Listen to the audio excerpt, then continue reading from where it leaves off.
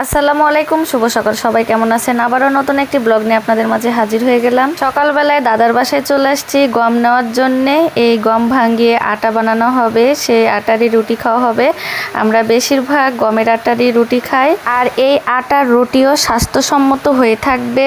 গম নিচ্ছিলাম আর দাদার সাথেও একটু মজা করছিলাম। খুব রসিক এই দাদাটা, যারা হাসি ঠাট্টাই আর কি এগুলো বোঝে তাদের সাথে কিন্তু একটু মজা করাও যায়, আর যারা বোঝে না তাদের সাথে কিন্তু এড়িয়ে চলাটাই বেটার। তো চলেন দাদার সাথে আমি কি একটু মজা করলাম তা আপনাদের মাঝে শেয়ার করলাম। পিওর খাঁটি গম, গমে বিশ টিশ কিছু দেওয়া নাই দাদা। তাই ওজন কমবে তা মাস্টার সাহেবের? আপনার গমের আটার কি ওজন কমবে বলেন? ওজন না করলে তো হলো না, ওজন কমতে আচ্ছা দেখবেন আপনার গমের জোর কেমন, ওজন কমাতেই হবে।